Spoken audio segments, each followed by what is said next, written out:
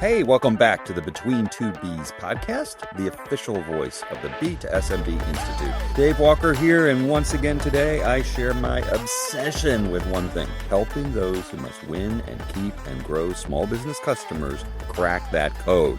Today, my guest is Steve Prestidge from Centerfield.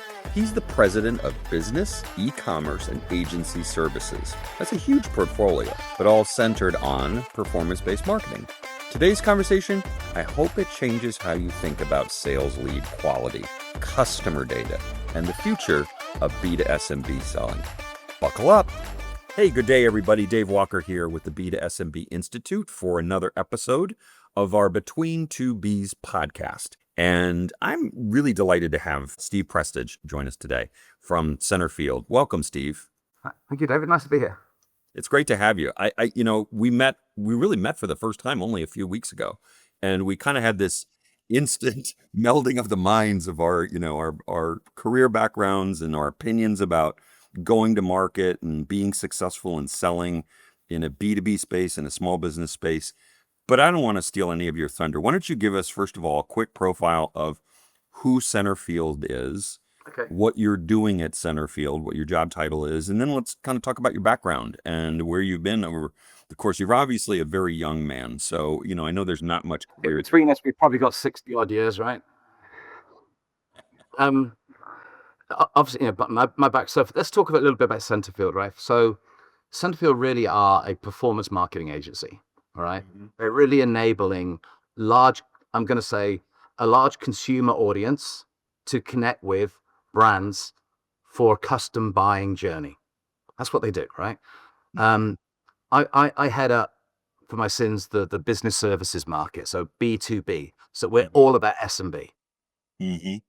Our B2B channel is really something that touches 30 million small business consumers every year, and it acts on around about 70 billion data points. So we're all about the data behind this, and we do know SMB very well. One part of how we connect to the SMB world is our business.com brand. It's a comparison site. It's really talking to those SMBs that want to learn more about what's happening in the market, who's out there, what companies have good reviews, good products, what are the services they're looking for, and they can engage in business.com. Around about 1,000 different brands are part of that audience. So again, as a company, we are all about performance, and as a market, we're all about SMB. The 70 billion data points, when you say 70 billion, first of all, that's an astounding number, but the data points are what exactly? As a company, we've got hundreds and hundreds of different, I'm going to say, domains and locations and capabilities to engage with these business consumers, whether it's in our media teams using Google, Bing, Instagram, all those things, whether it's in our, what we call owned and operated, which is the business.com, or throughout our partner ecosystems and our loyalty programs. We'd have people just engaging in an online conversation, a call center conversation, anything like that, about hundreds of different requirements. And every one of those, I'm going to say, data points are put into a graph database, and we can enable to get insights and trends from that information. Are you competing with the media strategies and media tactics of the enterprises that work with you? Are you complementing it? How exactly do you fit in that? I would say 100% complement and incremental. Okay. Okay. Ultimately, our customers come to us and say, we would like you to find us more customers. We have our own channels, right? We spend our own money on Google. We use Facebook. We use all these different things, and we create our own funnel. What they want us to do is create a separate funnel of incremental engagements that come from, I'm going to say, a position of performance, right? So ultimately, only if we give the customer the outcome they want, our brand or what they want, which is usually a new customer, is when they actually pay us for anything. So we're really that performance agency all around driving leads, deals, customer engagements, traffic, sales, whatever's needed, whatever the customer, our client, sees as the important component of driving high quality and quantity of customer engagement. You have a very large audience of salespeople Right. who listen to these podcasts because they kind of want those little sound bites of a perspective on how to go to market. So what I'd love you to do is really talk about, since you've been doing the job of B2B marketing and selling for more than a minute, give us a little bit of a history lesson. Don't make it boring, but give us a little bit of a history lesson of the arc that you've seen in Yeah. how selling, particularly to businesses and particularly to small businesses, has really been changing over the last 10, 15 years. So first of all, me being that youngster you keep saying about, I do have 30 years of building sales and marketing teams.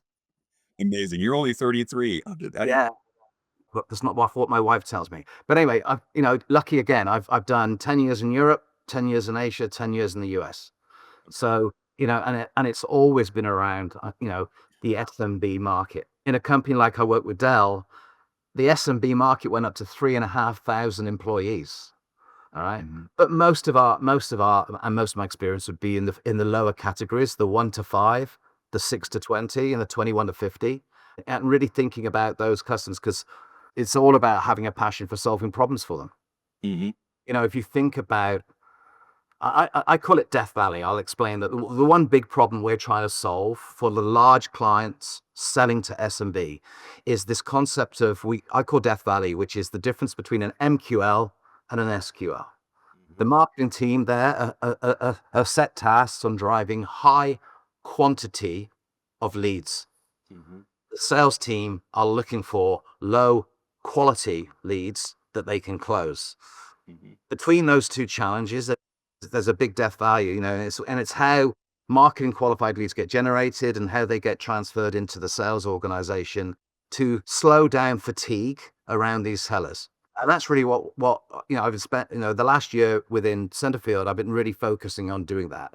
How do we provide the marketing team with high quantity leads, Mm-hmm. but of a strong quality, so the sales team don't opt out of the channel? And Mm-hmm. what you want is like with any engagement, you want to be fast and accurate and engaged and talk to those customers and close those customers around what they're in the market to buy. So that's really what we've been spending all of our time on, right? So passion is SMB, big problem. We don't want our sales teams and our marketing teams to fall out. We're going to bridge that gap. And to bridge that gap, we're going to bring quality and quantity of leads into that ecosystem, so both parts of the company are happy. I would imagine there's a ton of head nods going on right now on Death Valley, on the idea of Death Valley, because I've always been surprised in large enterprises that I've worked for, that I've partnered with, that are members of the Institute, how much of a disconnect there is really between marketing and sales. You would think there would be a very virtuous circle there of, salespeople are telling marketing, hey, this is what we really need. And marketing is saying, hey, sales, this is what we've provided. But there isn't really that kind of level of communication. And I've been that CRO, which has had marketing and sales reporting to me, and I'm the one that's trying to placate the conversation every day. And yeah, and it is a challenge, right? So it is something, and it's very hard to fix internal. So you asked me about, to bring us to the market, what we find is we're bringing that incremental performance. So the marketing team only pays for the quality of the sales getting. So it's a natural, I'm going to say, experience that we're only going to want to pass the highest quality qualified leads. And we have our own capability, right? We have our own sales development reps. We have our own call centers. We have our own agents and engagements and all of those things to be able to take away the noise. Really, you come back to the SMB, right? You've got a massive, massive market. All right. You've got a crazy busy audience, right? The small business owner operator is doing the job. Is trying to do 10 people's roles all at once, right? Mm-hmm. And whether they're, starting their business, whether they're trying to run their business or trying to grow their business, it's all the same thing, right? They're crazy busy. They have real trust issues because they've been sold and made mistakes all the time because they don't know is everything. They can't know it, Right. right? They especially don't know what they don't know. And the last one is they're so price sensitive, right? They're focused on bottom line so they can keep their employees and grow their business. So again, if anybody who's thinking about selling to SMB, those three components are really where you should get your headspace, right? They're going to be busy. It's going to be hard to get hold of them. They're going to crazily not like me. You're going to need to build credibility and trust. And you need to save them money. You need to prove to them that by them investing the time in you, you will help them deliver their goals, which is keep the business running. When we were preparing for this podcast, we had some excellent email exchanges back and forth. And when I asked you the question, what's the future look like? And you immediately responded. You had some kind of key things that you believed were going to be part of the buyer, seller, again, specifically in the small business marketplace of $2.5 trillion. You rattled off basically, okay, I think that ecosystems are going to become more important. They're going to change. They're going to be more important. AI engines are going to play a role. Comparison is going to be a key feature of decision making that small business make, and they're going to have facility to do that comparison. And obviously, everybody is going to want to have the right kind of advice, and you see AI agents as basically being potentially the big provider of that. So I gave you a bucket there of stuff to talk about. There's a load there. There's a load there. The first thing I'd say is I see AI as is enabling two things, right? Understand more and then automate what you can, right? And those two things mean that by becoming knowledgeable about the market, the customer, and potentially the next thing the customer's thinking, you can be more efficient in your engagement and position and save them time and money very quickly. But ultimately, we're running in a world that cost of sale is going up, salaries are going up. So the other thing that AI brings is this automation component where you can suddenly increase your productivity, your team. I think Salesforce sort of says that their agents are delivering 29% more productivity to people who sell with them. So yeah, I see this concept of the rise of the agent, but I don't see it as either or. I see it as both, right? We need a human in the mix somewhere down the line because some companies just will not interact with AI, where half the market only want to interact with AI, will never make another phone call. So it's really just comes together with how do you bring the ecosystem of clients, customers, knowledge, data, bring all that ecosystem together. That brings you lots and lots of data. Then when you've got that data, AI can tell you more about the customer than they know themselves. So the first conversation that you have with that small business is relevant, is on point, and builds trust. That first impression you can't get back, right? So I think that's this concept of the ecosystem, the agents, the ability to take on data, and before you even talk to the client, we know more about them than they do, is probably critical to the speeding up the success of selling to SMB. That paints a really vivid picture of what AI does ultimately for the sellers in the equation.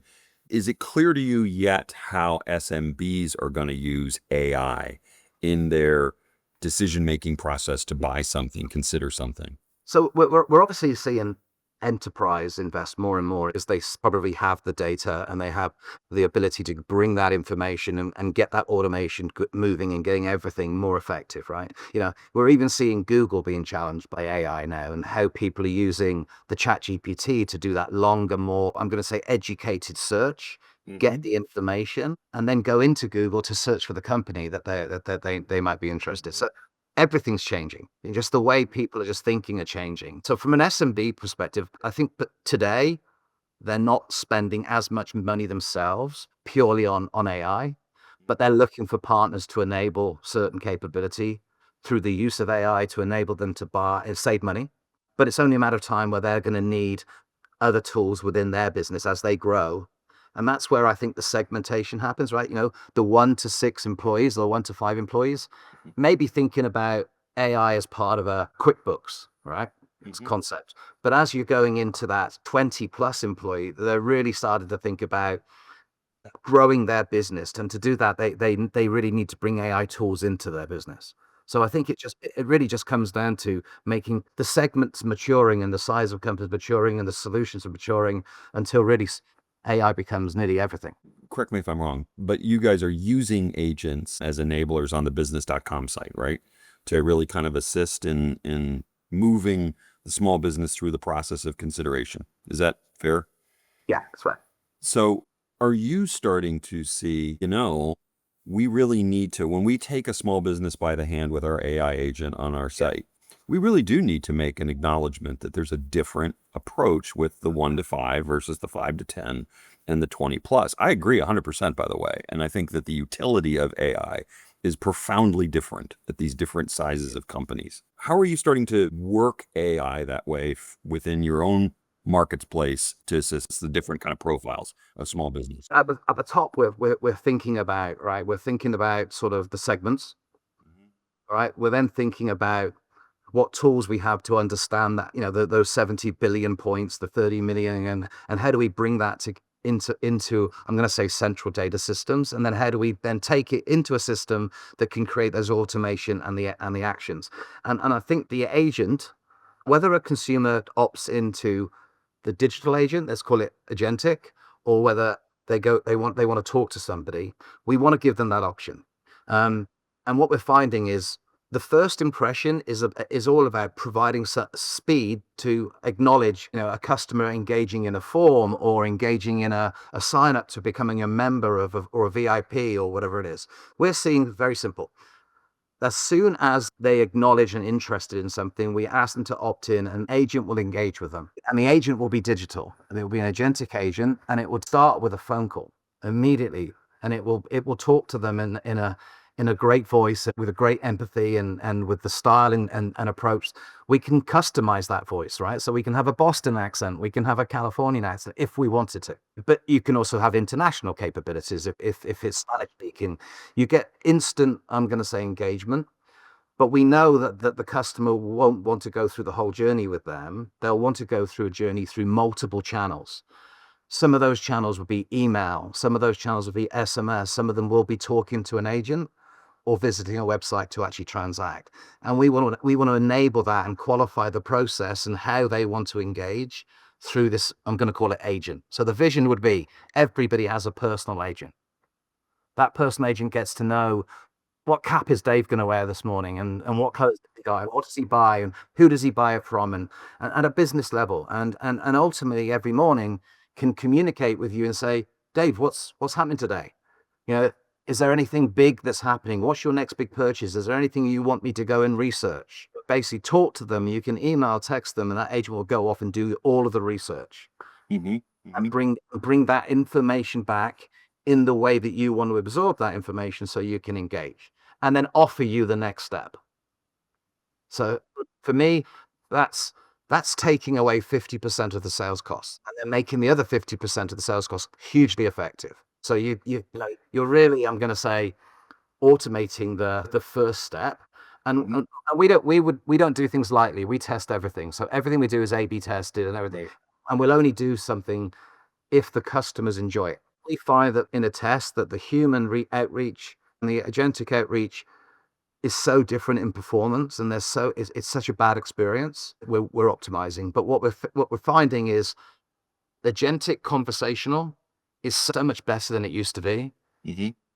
People are actually loving to engage with something that's very clear. They can hear, we talk about age groups. So I think my hearing, all of the, I can't see, and they're engaging at the time, and with the device that you want to device. You're on your mobile phone. You're a business owner, and you're in a car, sat there waiting for the job. You're actually productive in that space, and your agent's finding you all these things, giving you options, and then you basically then say, cool, book me a meeting for next Tuesday at 10 o'clock. And the agent goes off and does that and puts it in your calendar and stuff. Yeah, it really is kind of remarkable. I was suspicious of agentic AI when I first heard the term, but I think that the job that it's doing of, frankly, streamlining and answering the question faster and probably more clearly and more consistently across the entire breadth of contact points with customers is amazing. Again, something you've lived for 30 years. The process of qualifying small businesses and fitting them to, just use Dell as an example, the process of fitting them to the right laptop, just straight up, just understanding what are your applications, what are your needs, and all the rest. Yeah. Are the agents basically helping with that process of fitting the customer to the package of technology that they need? Really good question. There's different industries that need different things, right? There's obviously an industry that has, anti-money laundering and KYC and a whole bunch of underwriting processes attached to them. Mm-hmm. So we feel that the AI agent could actually help, I'm going to say, capture the right information, Mm-hmm. verify and validate exactly who the company is, and work with those data sets to basically come back and score that company and say, Right. I know now that company is a great company. I've validated them. I've given them a score. That score is associated to our client's underwriting process. So it doesn't become a lead, it becomes an application. Right. Yeah, so there's so much you can do. Where in another market, I mentioned to you that the future of this industry is not really lead generation, it's more deals. It's more about bringing deals to the table. Small businesses, what the way they buy is comparison. All right. They can't understand everything, so they like to get 2 or 3 quotes in front of them, Mm-hmm. see the speeds and feeds, see the price, understand what makes the difference, and then ideally make a decision based on comparison. Yeah, I think we're all becoming that way, right? I mean, we're all becoming kind of comparison shoppers.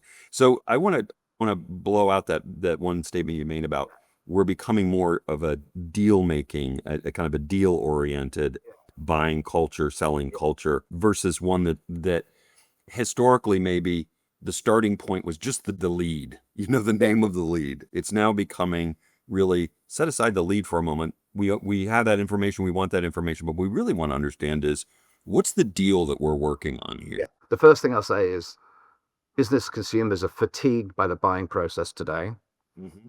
They fill a form in, Amen. that form gets transferred, does it get transferred? Then they fill it in again, and they go through another, and then they go through an application process. And it really, it puts so much pressure on the consumer. And then suddenly things go quiet because you don't quite fit, right? So, I would say, first of all, we need to take that fatigue out. And one of the things that gets closer to the need from the customer is they want to save money. So if they can see they've got 2 or 3 deals and they can see the savings they're making on the deals and do a comparison, they can make an educated decision. It could be an educated guess, but it's an educated decision. And we see that in consumer trends, right? If you think about Amazon make everything very easy for people to buy, and they've got the logistical process down to a T. What they've now generated is what they call lightning deals. And these deals are time-bound savings, and people are buying them in droves. In our e-commerce business, 500,000 products a day are being sold through active deals. And that's the same consumer. They just happen to be thinking about business now rather than the home. Right. It's the same person we're talking to, right? They are very used to buying deals all day. We all are, right? We go on, we buy it, the clock's ticking, and we want to act. We really believe I believe that if we can bring deals, comparisons, and time-bound offers to this ecosystem, the business consumer will be very appreciative. Mm-hmm. We're already seeing we have a loyalty program where we have our top 5 deals for our clients. Everybody we meet, half of them are taking a deal straight away. And they're building trust so they can then review their top 10, I'm going to say, contracts yearly. It's definitely the way forward, because the other option is, I'm going to call it, is self-service. And the challenge with self-service is it doesn't actually, quite often it doesn't actually answer questions for our consumers, and our consumers have questions and they don't know how to get those questions answered. They're trying to talk through chat, and then they buy something and it's usually on an evaluation. Mm-hmm. And then they don't engage, right? So it becomes another fatigue journey. 50% of all people that sign up for an evaluation never actually log in. That's fascinating. Accenture is I think is a member of the Institute, and a couple of years ago they presented, as they always do at our events, they present great research. But one of the things that really kind of set everybody back on the chairs was they talked about the self-qualification phenomena of small business, and frankly how it was well over 65-70% of small businesses have made up their mind about the product or service they are about to buy before they ever reach out to the vendor of that product or service. And the challenge that they kind of unearthed, the dirty little problem underneath all that is that they made a mistake. They did not qualify themselves well. They thought they had, but once they actually talked to someone and that person said to them, this really isn't a terribly good fit. I know that you think it is, but, let me explain to you why it isn't. Do you see that the steps that small businesses take on their own, which can be somewhat fraught, are you able to, is AI and particularly agents are to kind of put an arm around the shoulder and say, hey, look, this isn't a terribly good idea? I think the first thing you articulate is the value of a comparison site, right? What a comparison site is, you go to site, you see the top 5 providers, you see reviews, you see statements, you see pricing, you see all those different things. But then it goes into this lead form that gets quite fatigued. I think, and the challenge is very obvious. When we go through the whole journey with the client, 50% of the leads that we generate don't, and this is one of the big other areas that we're working on, don't actually fit the ICP, the ideal client profile of the client.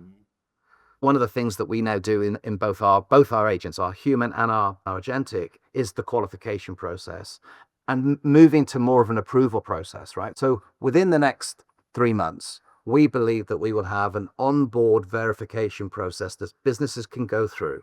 And it's 1,000 data points. The data points, they don't have to complete the data points. They have to complete 3 or 4 data points. Who the company is, what the address is, a few small components, not much different to the lead form they fill in today. And we will go out to those 1,000 data points. We will literally be able to score and approve them for the use of the different tiered companies that take on different risk profiles. And the whole idea is to help these small businesses save time and money. It's as simple as that. Are we saving them time? Are we saving them money? Ideally, we're saving them both. And again, these small businesses don't want to go through a 2-week process and then be told, no, we can't support you. Right. I mean, the fascinating thing that it does, I mean, and it's somewhat ironic in a way, is that, I do believe there's truth to the adage that small businesses consider themselves to be snowflakes. And, they're all completely unique and no one else is like them out there. Yeah. And the ability to, frankly, in some ways, with 1,000 data points, prove, yeah, you are a snowflake. You are different than anyone else. But what we've been able to do is kind of fit your snowflake to the many, many, many different opportunities you have as a business. So I know that, the legacy of business.com I still believe is that, the mission is to create a better informed buyer, a small business that's just simply smarter. So I want to kind of unlock as we kind of round third and head to home here, the product of AI that small businesses ostensibly are now buying, attempting to implement. What are you guys seeing in your platform of helping small businesses be better buyers of this thing called AI? What are you seeing them asking? Where are you seeing the kind of the blockage? Where are you seeing the challenges of buying AI? When you ask me the question about what are those 70 billion data points that you get, a lot of them are phone calls that we're talking to the client about certain systems and packages and offers. And then obviously the AI behind that data is looking for keywords and trends and engagements and be able to share that and take that learning across an industry and then really start thinking about the audiences, right? So I agree with you, right? Everybody thinks they're individuals, right? As a business owner, I think I'm a snowflake. As a consumer, you think you're different to everybody else, right? But we know that Amazon creates lookalike, people who buy these 5 things. It's the same for small business, but it's easier because really what we're looking for is industry type, and I'm going to call it segment. If I'm an auto shop and I'm so focused on growing my business, there's certain things I need. If I'm a hairdresser that I've just started my business, there's certain things I need. I potentially need a Facebook page or a website. I might need a credit card processing component because I'm taking payment in the shop. But when you're a company that's established, it's 20, 30, you're looking for marketing tools, you're looking for CRMs, you're looking for productivity and communication tools. So for me, the whole idea is to have those data points to know that, Mr. Customer, we know today 12,000 companies of your profile bought this product. Why wouldn't you have a look at it? It's because it's a hot product in a hot market with a hot price. If it's relevant, engage with it. If it's not relevant, and who will do that is their trusted agent. Whether they've chosen, Dave as their trusted agent, or whether they've, R2D2, whoever they've chosen, the way they want to engage, the way they want to absorb data, will be the way that information comes in. And I think the whole idea is to maximize the time and provide a great customer experience in this future of buying. Yeah, and I think it's as applicable to AI products and services as it is to any other Yeah. product or service. We've talked about the gap that seems apparent between another Death Valley that's appearing between the early adopters, the early small business adopters of AI products, features, services, and mass adoption. The great mass of the unwashed who have not yet fully embraced AI, or frankly, they get it, but they know they're terrified of whether or not they can implement it. I mean, 70% of SMBs basically say, I have zero confidence that we can implement AI in a meaningful way at our business. And they're already using it in QuickBooks, right? Yeah, exactly. Yeah, and I think that, it's just at a conference where with Zoho, and Zoho said, the best way to sell AI is to not tell anybody you're selling them AI. It's, and I think it's so true. People either get scared or confused by it. So AI is an enablement to do something, right? So as long as you're selling the value, and that's where I see it. Small business will basically compare and over time, I'm going to say grow into these different products and services. One of the advantages we have, we talk to them all the time. We have huge call centers, we have huge engagements, we have forms, we have agents, we have all these things happening. And ultimately we can do that on behalf of a brand. When we're talking to them, we can ask, we are their partner to onboard you, to help you make these decisions, or with the comparison site. What are the questions that you want to answer? This is where I think also agentic can come, right? One of the agentic agents can go to the seller and help them configure their deals to the market knowledge and information that's in the market. Mm-hmm. It really is a supply and demand market, right? If you haven't got a good thing to sell, what's the point of bringing customers to it? But as soon as you get the magic of having a great product with a great brand, with a great deal, with a captive audience, that's where all the magic happens. Yeah, and a stellar feedback loop to kind of ensure it's that virtuous cycle and a genuine ecosystem is that, yeah, everybody's participating, everybody exists inside it. And make our, without giving, I'm going to say, personal information out, give the insights of those 70 billion touch points and the 30 million business consumers to the client, to the actual brand. So when they're thinking about how do we approach this market, what is the market I really want to go after? Allow me to segment the market, allow me choose which audience I want to go to. Or I'm really thinking about this product matches the 1 to 5 employee company, but this product is actually more the 20 to 50 employee company, right?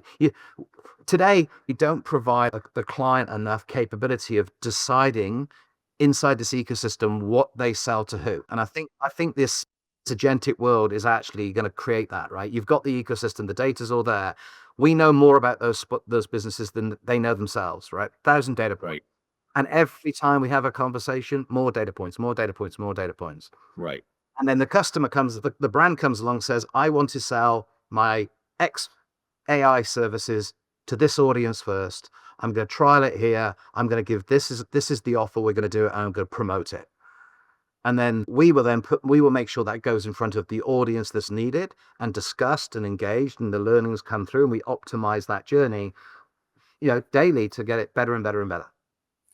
It's evident to me, at least, as we kind of wrap this up, is that the model is the lesson. The model of what you guys have obviously has a lot of unique capabilities, but more importantly, it really sets the model of this is how you can more successfully sell to your small business customers by enriching basically your conversation with them, as you guys so ably do.